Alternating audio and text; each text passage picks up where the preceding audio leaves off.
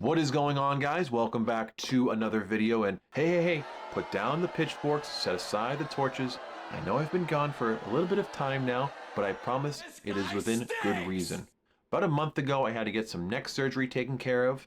That, along with some family issues that have been going on, have kept me away, but I couldn't think of a better time than now to come back and talk about the 40th anniversary of this little small indie film. I don't know if you've ever heard of it. Didn't really perform well at the box office when it came out. That film is Back to the Future. That is right. This blockbuster phenomenon has turned 40, and I'm going to lend my opinion No one cares. on why I think it is one of the greatest movies of all time. Are you telling me that this sucker is nuclear?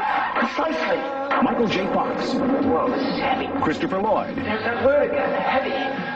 Why are things so heavy in the future? Is there a problem with the Earth's gravitational pull? Back to the Future. Now, first things first, I have to start with the beautiful directing by the one, the only Robert Zemeckis. Growing up with his films like Back to the Future, Who Framed Roger Rabbit, and Forrest Gump, you really see why he is one of the greatest directors of all time.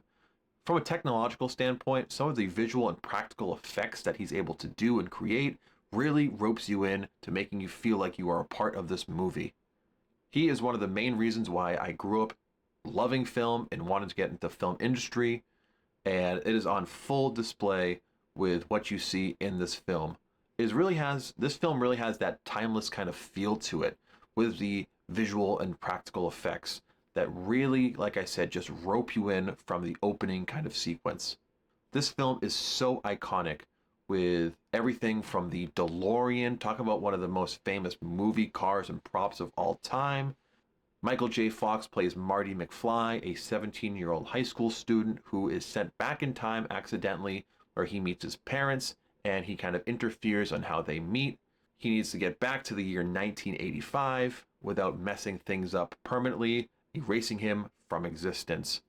Michael J. Fox, who plays Marty McFly, is just amazing.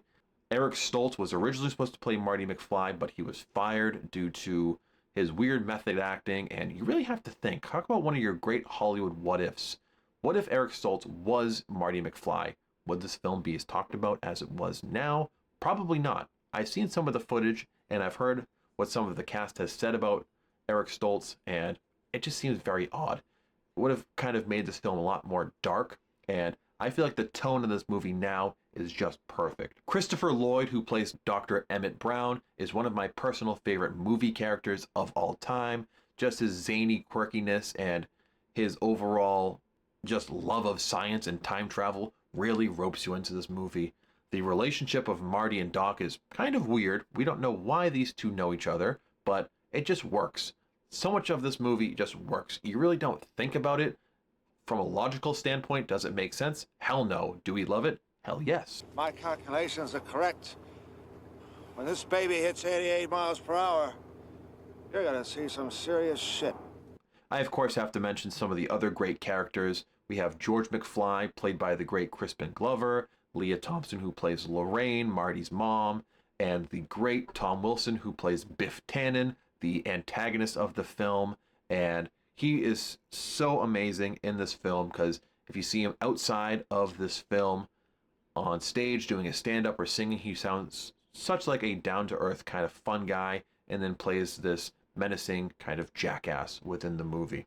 The screenplay, written by Robert Zemeckis and Bob Gale, is just so amazing. They do such a great job at foreshadowing in this movie and making the town of Hill Valley just feel so lived in. There are so many blink and you'll miss it details, or you kind of hear in the background, that really set up this world perfectly.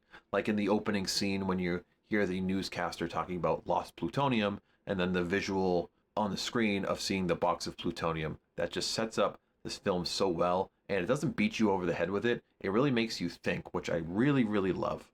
The soundtrack for this movie, the score written by Alan Silvestri, is that classic kind of 80s feel-good kind of big orchestral sound, and the fact that it wasn't nominated for an Oscar really pisses me off. Oscars, I'm coming for you, and if I find you, well, I don't know yet, but I'm doing something.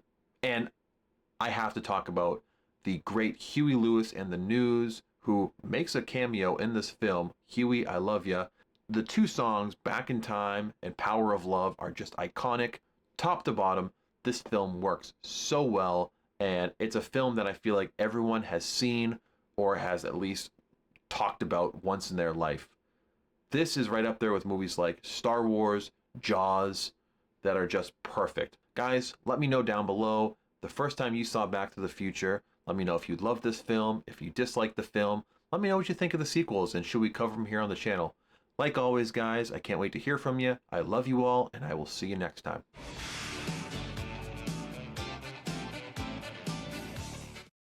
What are you looking at, butthead? What are you looking at, butthead?